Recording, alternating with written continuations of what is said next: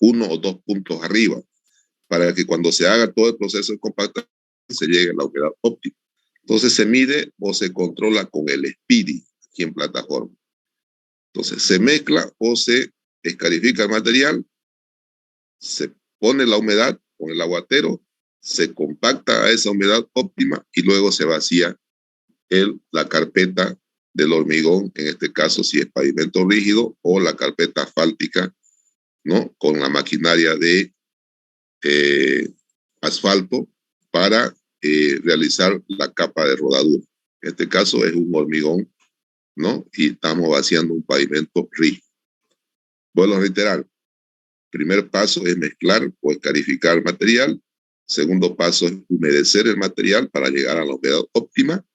Con esa humedad se compacta la plataforma y luego ya se vacía la carpeta. Ese es el proceso que se hace en una compactación. Bueno, la secuencia constructiva de la compactación de un terraplén es lanzamiento desparramado del material. Se lo voy a explicar aquí. Bueno, vamos primero leyendo. El primer paso para hacer una compactación es lanzamiento y desparramado del material con las unidades de transporte, procurando obtener aproximadamente el espesor suelto adoptado en el proyecto. ¿Qué significa esto? Lo primero que hacemos es llevar el material a plataforma con las volquetas, ¿no? Entonces, damos el material.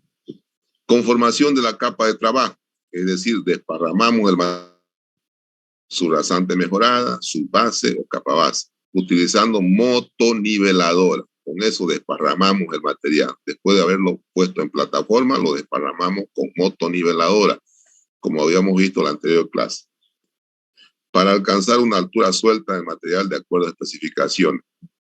¿Cómo hacíamos para alcanzar esa altura? ¿Quién se recuerda lo que charlamos en la anterior clase?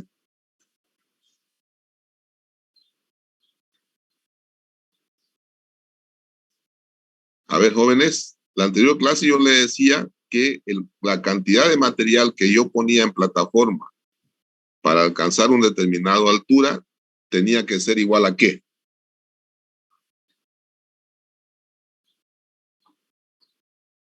¿No se recuerdan?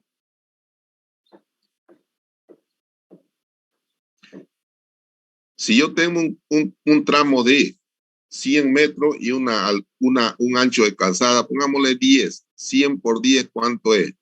1000 por una altura de 20, sería 20, ¿no? A ver, 1000 por 20, ¿cuánto es? Por 0,20, 200, ¿no?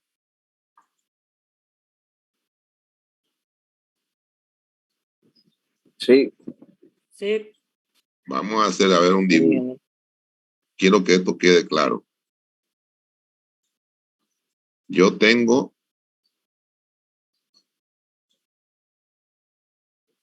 un tramo de 100 metros, por decir, y quiero agarrar una altura de 20 centímetros de compactación. En otra palabra, voy a hacer esto, ¿no? Esto, 0,20.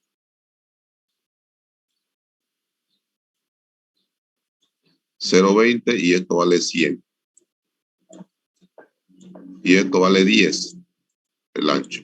¿Cuánto sería el volumen? 100. ¿Cuánto es el volumen? 200, ¿no? ¿Eso es? Sí.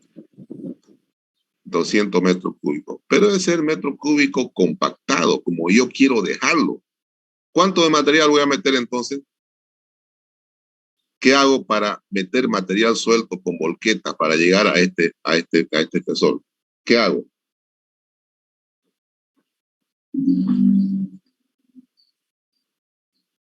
Este es volumen compactado. Volumen suelto, ¿a qué va a ser igual? El que yo quiero meter. Es igual al volumen compactado por el porcentaje de esponjamiento. ¿Cuál es el porcentaje de esponjamiento? Por ejemplo, 30% por 1,30 debo multiplicar esto. ¿Cuánto da eso?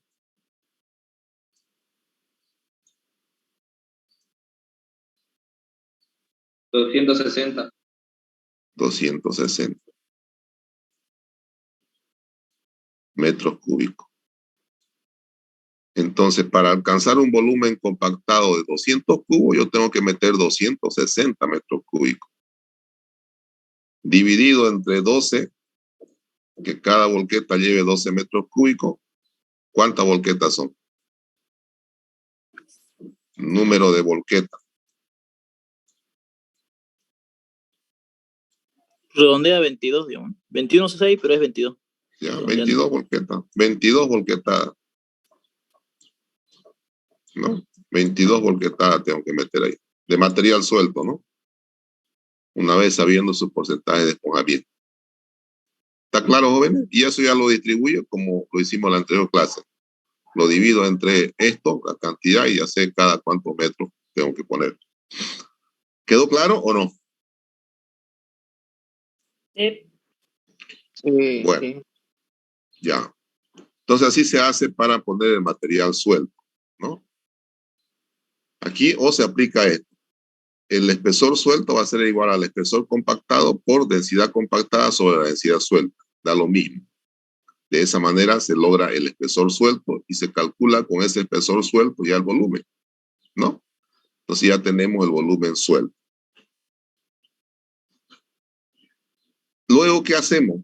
Una vez hemos desparramado el material, homogenización de la capa, remoción o fragmentación de los terrones, seco, material conglomerado, obteniendo la pulverización del suelo de forma homogénea.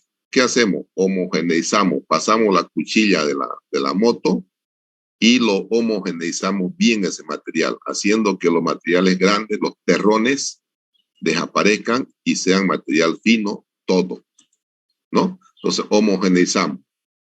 Y luego determinamos la humedad natural del suelo mediante el SPIDI, con el que se pueden dar tres situaciones. La humedad natural mayor a la humedad óptima. ¿Qué pasa si la humedad natural es mayor a la humedad óptima? ¿Se puede compactar? ¿Podemos seguir compactando o no? Le hago la pregunta. Si la humedad natural del terreno es mayor a la óptima del laboratorio, ¿podemos seguir compactando? No se puede, ingeniero. No. Podemos. Si esa humedad Sí, se natural puede. está por encima en 2 o 3 puntos, ¿no? Por decir, si la humedad óptima es 8, si está en 9, podemos seguir compactando porque sabemos que vamos a llegar a la óptima, ¿no? Si la humedad natural es igual a la óptima, ¿podemos seguir compactando o no?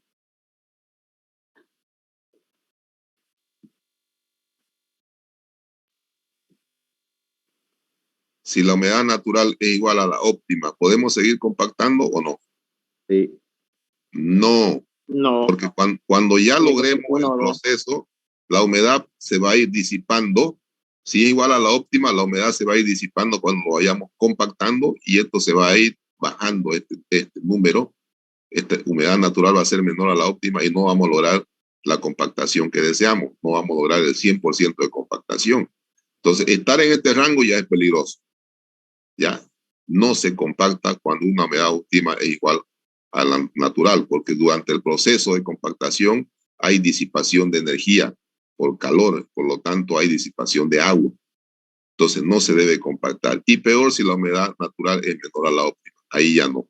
Entonces solamente cuando la humedad natural es mayor a la óptima en 1 o 2 puntos por arriba. Cuando está 5 o 6 puntos por arriba, hay que trabajarlo todo el material, aerearlo se llama.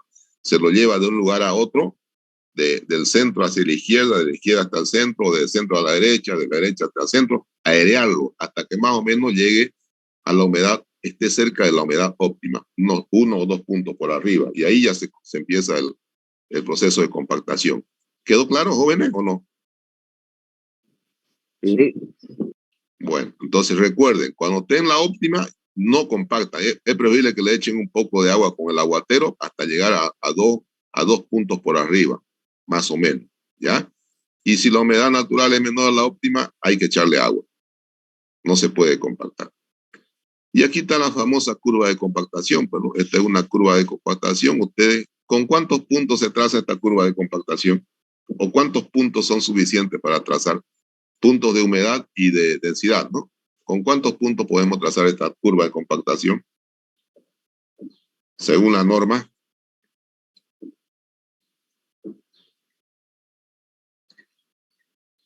los estoy pillando, ¿no? En suelo. ¿Cuántos puntos hace falta para trazar una curva de compactación? Ahorita me van a decir 4, como está aquí. 5 puntos son mínimos necesarios para trazar esta curva. Y ahí hallamos la densidad, la humedad óptima y la densidad seca máxima, que eso es lo que medimos en obra, ¿no? Entonces, esta humedad es la óptima, esta es la humedad óptima, esta de acá viene a ser esta humedad, y esta viene a ser la densidad seca que nos exigen en su base y en su rasante nos exigen del 95 al 100% de densidad, y en capa base nos exigen el 100% de densidad, ¿no? Entonces todo está referido a esta curva de compactación que se logra en laboratorio, ya sea con el método T99 o con el método T180. ¿Cuál es más confiable, el T99 o el T180? 180, ingeniero. 180. Porque la energía de compactación es mayor, por lo tanto se logra una mejor compactación, ¿no? Entonces siempre en carretera se trabaja, carretera de la rama troncal se trabaja con el T180, caminos vecinales se puede trabajar con el T99. ¿Ya? Entonces, ¿cuál es la humedad óptima? Esta, la máxima, ¿no? Que se logra para un punto máximo en la curva de compactación. Esa es la humedad óptima y esta es la densidad seca máxima. Esta me determina la densidad en obra con la que yo tengo que trabajar. Así que es importantísimo hacer este ensayo de laboratorio para cada tramo o cada material que nosotros tengamos. Bueno, vamos a hacerlo gráficamente. ¿Cuál es el proceso? Primer paso decíamos que era llevar el material a la plataforma. ¿Cómo la llevamos? Con volqueta, ¿no? Y vamos distribuyendo cada ciertos metros.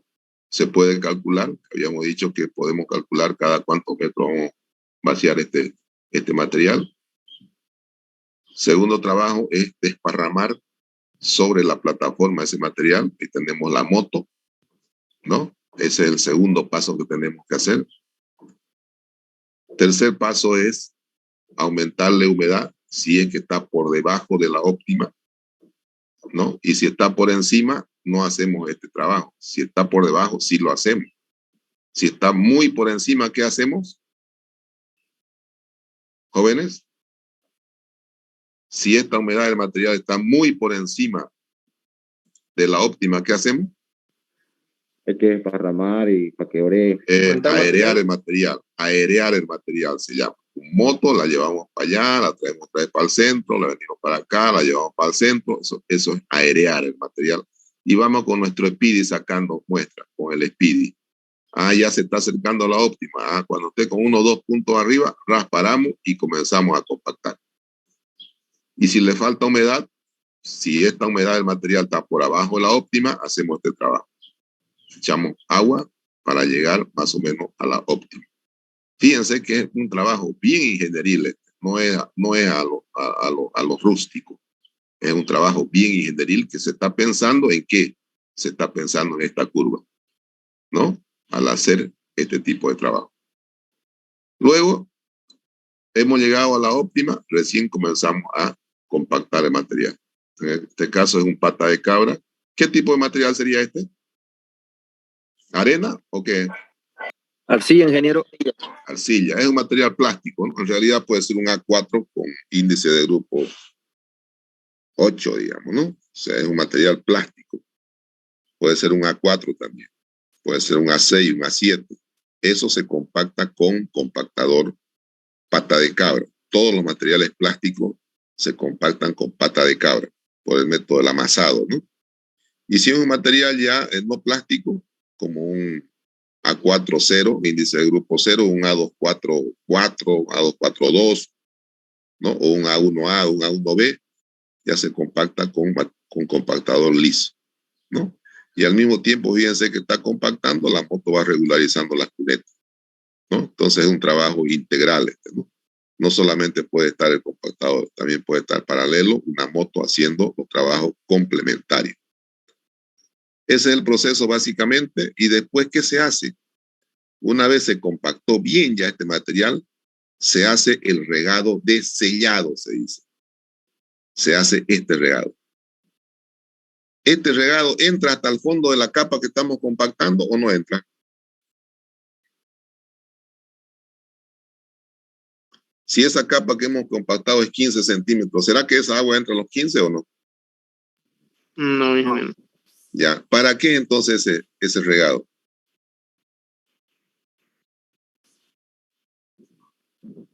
Para que se adhiera otro material que se va a poner. Para mantener la humedad. Exactamente. Para que toda esa humedad de la última capita, los últimos centímetros, no se evapore, se conserve esa humedad y por lo tanto se conserve la humedad de todo el cuerpo del terraplén. Entonces se llama regado de sellado. Entonces ahí queda hasta cuando uno va a pavimentar un regado de sellado, hasta horas antes de pavimentarlo, puede ser unas 4 o 5 horas antes de pavimentar, para que no pierda humedad el terraplén. Entonces es importante hacer el regado de sellado a lo último, ¿ya? Y luego ya se hace el trabajo de carpeteo, ¿no? Sea carpeta asfáltica o sea pavimento rígido. ¿Se ha entendido el proceso, jóvenes, o no? Sí. Ya, entonces, primero, ¿qué se hace? Se distribuye material en plataforma. Segundo, se distribuye el material en toda la plataforma.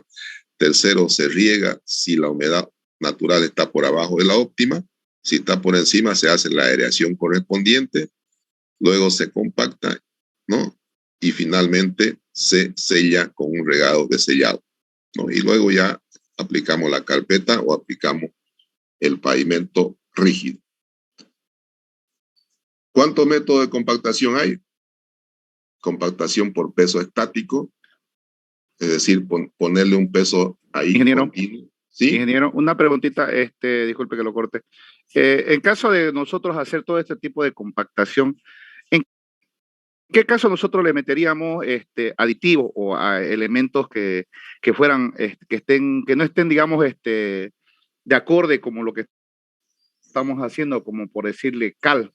¿En qué tipo de terreno? Está bien.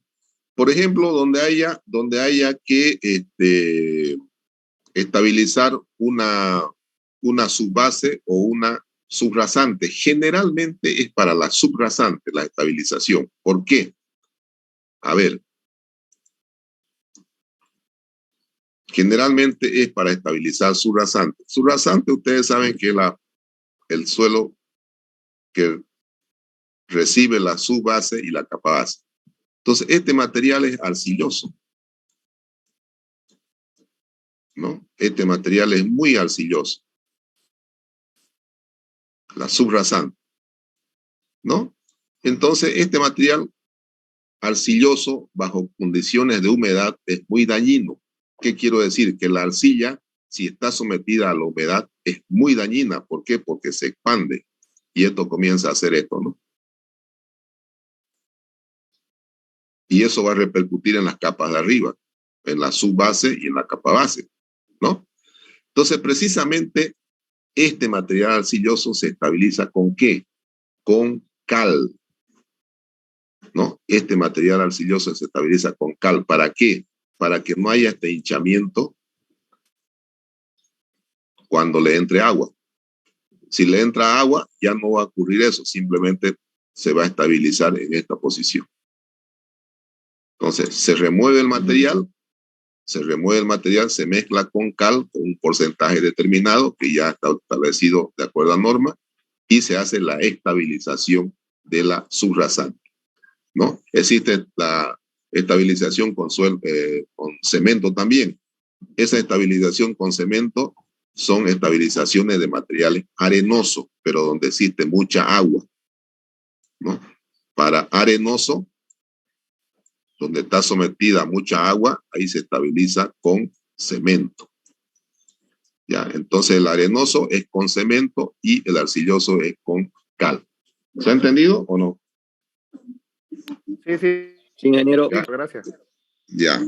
Entonces, generalmente es subrasante. La subbase y la capa base no son estabilizadas, son directamente calculadas en función de un tipo de material.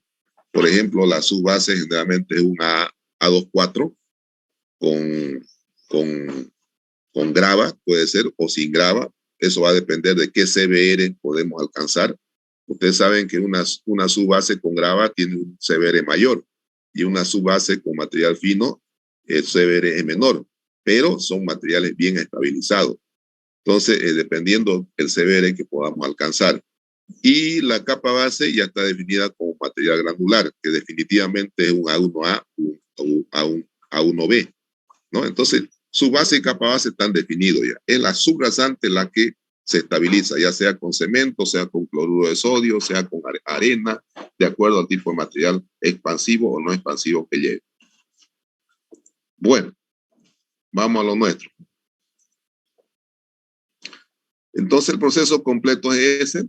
Puede haber una compactación estática, de colocar un peso y ahí mantenerlo por 48 horas, por decir, esa es una compactación estática. Compactación por amasamiento.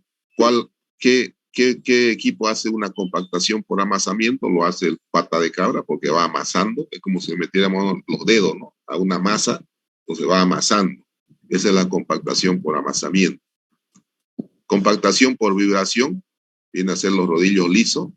Cuando le metemos vibración, entonces es una compactación por vibración. Porque este rodillo liso puede hacerse por vibración o no, ¿no? También puede ser nomás dinámico, trasladándolo, pero sin vibración. Se puede compactar vibrando o no vibrando, ¿no?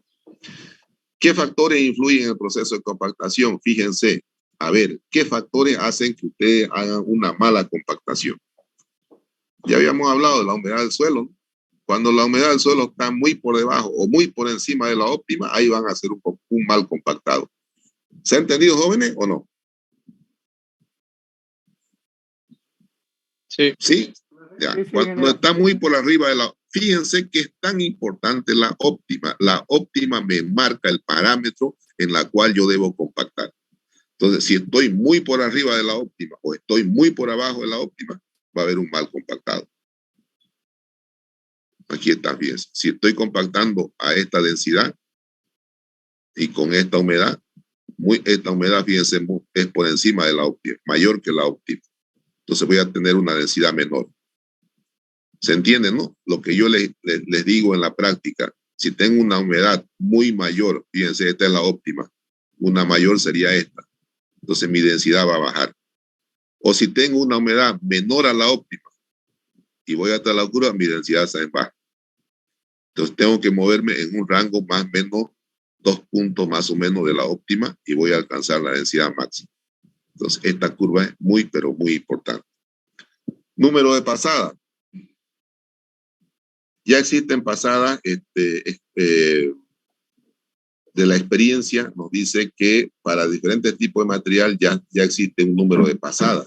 Si le damos menos pasada o le damos más pasada, si le damos menos pasada no llegamos a la densidad máxima.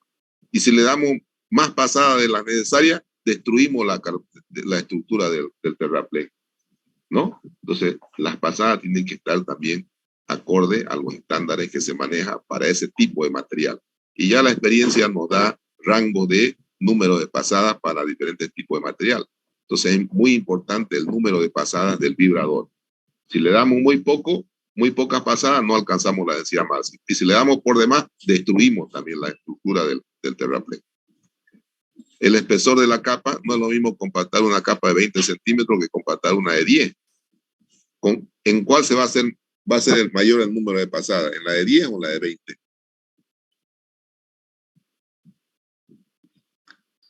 La de 20. En la de 20, pues, ¿no? Van a necesitar mayor número de pasadas porque tiene mayor cuerpo, mayor altura que compactar, ¿no? Entonces, el espesor también es muy importante al momento de compactar. Homogeneización de la capa.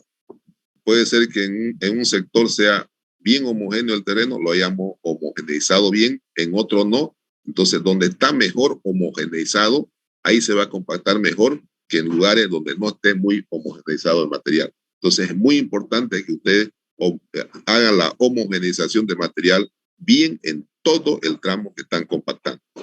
¿Ya? Que no haya terrones, digamos, en algunos sectores del material, que no haya, si es una capa base, de repente en algunos sectores puro fino y no hay material granular, entonces ahí no va a compactar bien, porque ustedes saben que vamos a dosificamos nosotros para hallar una capa base, entonces tiene que tener una proporción de gruesos y tiene que tener una proporción de fino. Si hay mucho grueso o hay poco fino o mucho fino, poco grueso, también no está bien homogénea ese lugar. Entonces ahí no va a compactar bien.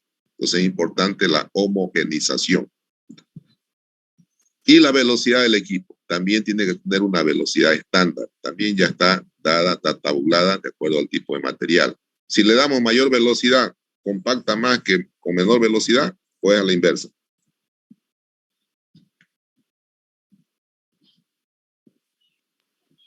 ¿Puedes repetir la pregunta, por favor? Ya, le estoy dando preguntas para que ustedes reaccionen un poquito y se estén ubicando en obra. A mayor velocidad, ¿compacta más que a menor velocidad? No, ingeniero. No, No, ingeniero. No, ingeniero. No, el hecho de que hagan ustedes por salir más rápido del trabajo, le den una mayor velocidad, por decir, tenemos que darle 11 pasadas, digamos, con el compactador, y usted, escucha, he tardado media hora, digamos, le voy a dar más velocidad, voy a tardar 20 minutos. Eso no se hace. ¿Por qué? Porque van a hacer una mala compactación.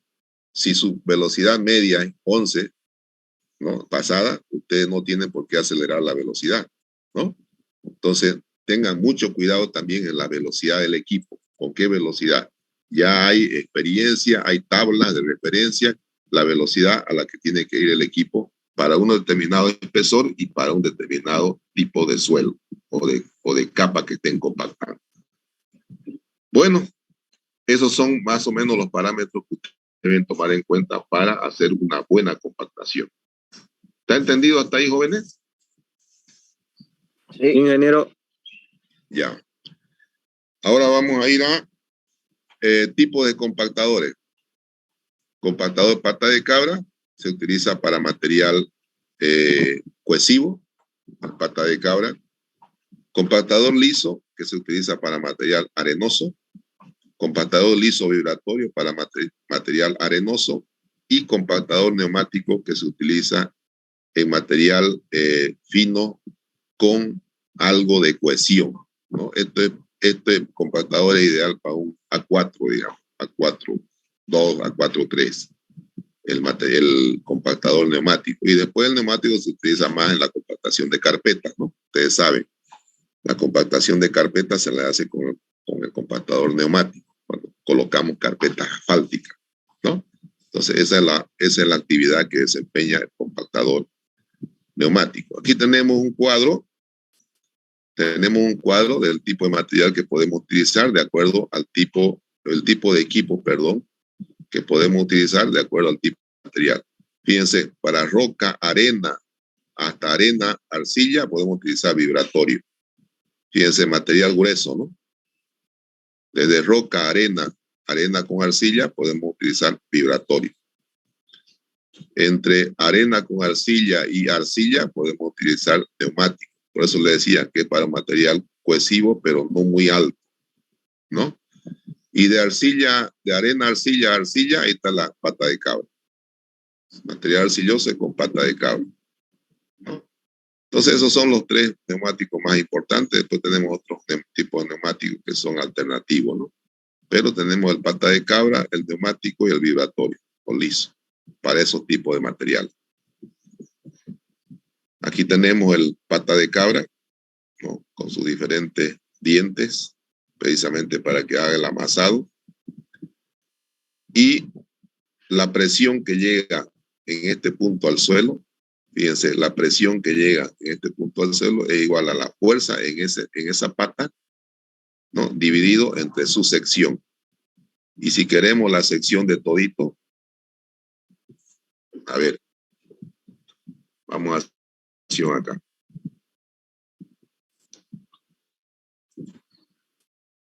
Tenemos el pata de cabra y va a tener a lo largo o ancho de la vía van a ir estos dientes, ¿no?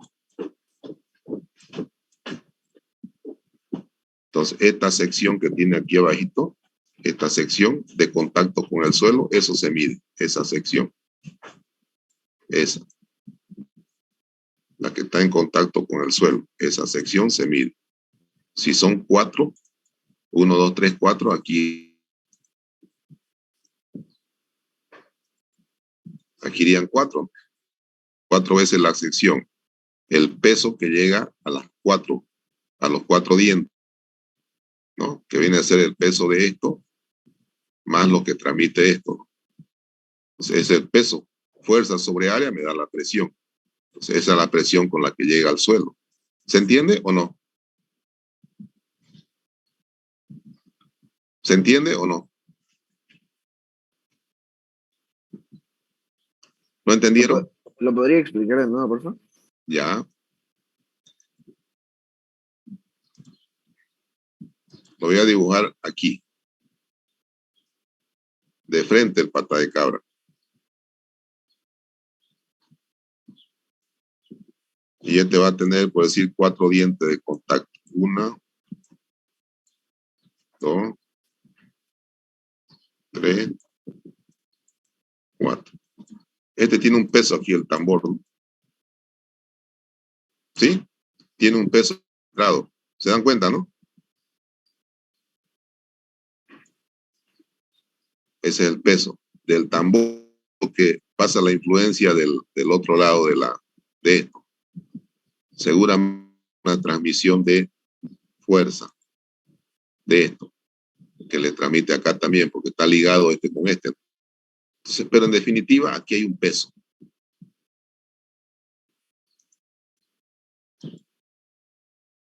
Hay un peso. Bueno, ese peso está aquí. Este es el peso. Estas son el área de contacto con el suelo, de los dientes. Esto es S. Entonces, ¿a qué igual la tensión en el suelo? La tensión que llega al suelo. ¿Esa? Sobre área. Ustedes saben la fórmula. La tensión que llega al suelo va a ser esta fuerza total. Y el área de contacto. ¿Cuál va a ser el área de contacto? 4 veces el área de cada una de las patas. Esta pata, el área de esta pata en contacto con el suelo. ¿Se entiende o no? Sí. ¿Ya? Entonces, esa es la tensión que llega del compactador al suelo. Ahí está la formulita. Y aquí la detalla bien, ¿no? La tensión, presión de contacto de una pata va a ser aquí 1, pero si tiene 4, aquí va a ser 4. Fuerza total entre 4 veces la sección de esa pata. Entonces, esa es la tensión con la que llega al suelo. ¿No? Aquí hace una relación de área de las patas sobre área del rodillo por 100 el factor de cubrimiento, ¿no? Esta es una relación individual que hace. No le den mucha importancia a esto. Ya le he dicho cuál es la tensión que llega ahí. Este es el compactador neumático. Este es el compactador neumático. Fíjense, aquí hay 4 filas. Atrás, ¿cuánto va a haber? Si aquí tengo 4 filas de llanta, atrás, ¿cuánto va a haber? ¿4 también o no? 3. 3. 3. ¿Por qué 3? Porque esta de aquí compacta el espacio entre estas dos. O sea, esta llanta, su eje, está bien coincidiendo con el eje de este vacío. Cosa que este vaya compactando por delante y esta otra rueda va compactando lo que queda entre el espacio entre las dos llantas. Igual entre este espacio y las 3 llantas aquí. ¿Se entiende o no? Sí. ¿Ya? Por eso es que aquí lleva 4 y aquí 3. No es porque se le haya ocurrido a los diseñadores hacerlo así, sino que va compactando estas 4 ruedas y estas 3 van compactando los espacios vacíos que dejan entre llantas. ¿Ya? Esa es la manera de compactar. Compactadores lisos que pueden ser vibratorios o no, de acuerdo al porcentaje de compactación que uno pueda tener. Y los espesores de capa de compactación de referencia. Rodillo vibratorio de menos de 1000 kilogramos de peso, menos de 1 tonelada de peso, podemos compactar 15 centímetros. Rodillo vibratorio, estamos hablando de liso, ¿no? Compactador liso aquí, vibratorio. De más de 1 tonelada de peso, 20 centímetros, para compactar espesores de 20 centímetros. Rodillo vibratorio de más de 5000 kilos, para compactar espesores de 30 centímetros.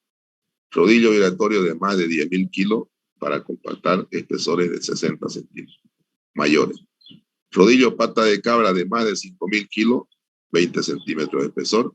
Rodillo neumático, podemos compactar capas de 15. Placa vibratoria, prisión mecánico. Estos dos no hacemos aquí en Santa Cruz. Rodillo neumático, espesores de 15 centímetros. Obviamente que estos datos son referenciales, ¿no? Igual aquí, tipo de equipo, adecuado para qué tipo de material y no adecuado para qué. Rodillo liso es este, ¿no? Este. Rodillo liso para compactar arenas, gravas bien graduadas, limbo y arcilla de baja plasticidad, que no sean plásticos, ese es rodillo liso. No adecuado para arena uniforme, arena limosa, arcillas blandas, no adecuado. Rodillo pata de cabra, arena y grava con más de 20% de fino, ¿no? Y suelo de grano fino. No es apto para suelo de grano muy grueso, ni grava, ni sin fino. Rodillo neumático, la mayor parte de los suelos de grano grueso y fino. Fíjense que el neumático es para cualquier tipo de suelo prácticamente, pero no para arcillas muy blandas, suelo de consistencia muy variable. Y así, ¿no? Tienen las características de dónde se puede emplear los diferentes tipos de compactadores, en qué situaciones y para qué tipo de material. Números de pasada. Aquí son los números de pasada recomendados, ¿no?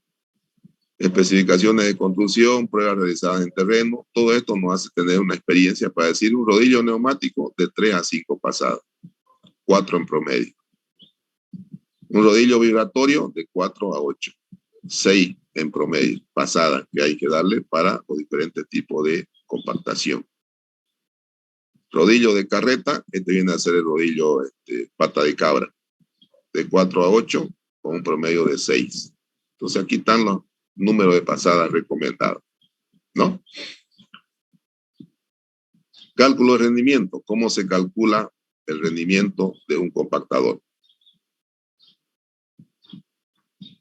Rendimiento, producción por hora estimada del equipo en metros cúbicos compactado, ya no es suelto aquí, se mide en metros cúbicos compactados por hora. Este es el rendimiento.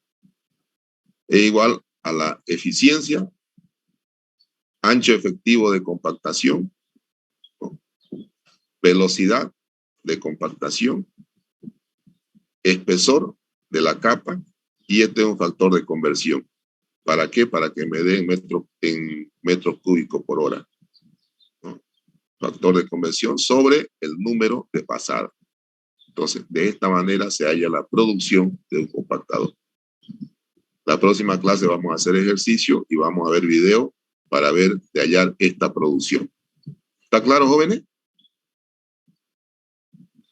Sí. Sí, está bien. Ya. Entonces, nos quedamos con esta fórmula de producción y la próxima clase vamos a hacer ejercicio, va a ser interesante, y vamos a mirar videos del proceso de compactación. Eso, jóvenes, ¿se entendió la clase? Sí, ingeniero. ¿Se entendió? Interesante. Ya, es interesante. Mejor va a ser la próxima clase cuando hagamos ejercicio y veamos video, ¿ya? Entonces, yo le voy a hacer llegar este material ya a Classroom para que lo puedan tener y puedan repasarlo. Recuerden que el 30 tenemos examen, ¿no? ¿Sí? Sí, ingeniero. Ya. El jueves tenemos clase como hoy día, hacemos ejercicio para terminar con esta unidad y volvemos después del examen. ¿Me parece? ¿Y el examen será presencial nomás? Eso estoy viendo, a ver, depende de los números. Si suben los casos en esta semana, lo vamos a hacer virtual. Si es que se estabiliza o baja, lo vamos a hacer presencial. ¿Ya? Yo le voy a... Que sea virtual, ingeniero. ¿Quieren copiar harto o qué? Nada, un pecho a pecho, pues, ingeniero. Si su materia Ingeniero. da para un pecho a pecho. Del campo viniendo. Un oral, pecho a pecho ahí, ingeniero. Está bonita Ya. su materia para estudiar ahí, no está complicado. No, ¿no? está bonito, está bonito. Está bonito y es sencilla. Y yo he tratado de darle lo más objetivo posible. Entonces, si ustedes dan oral de esta materia con el contenido que le doy, no tienen por qué aplazarse también, porque todo está bien explicado, ¿no? Entonces, pero ya les comunicaré, ¿ya? En el transcurso de la semana. Está bien, ingeniero. Ok, jóvenes, Está bien. muchas gracias por su atención. Bendiciones para todos, ¿ya? Le hago llegar este material. Hasta luego, jóvenes. Hasta luego. Hola, ingeniero. Ingeniero, una Saludos, pregunta. ingeniero. Sí, sí. Exactamente a qué hora empieza la clase, ingeniero. A las veo 4. A las 4 empieza este día y 6:15 los días jueves. ¿Ya? ya, porque veo que a veces empieza antes, creo, ¿no? No, a las No. 4 siempre. A las 4. Ya, ¿Ya? ya, gracias. Listo, jóvenes. Hasta luego.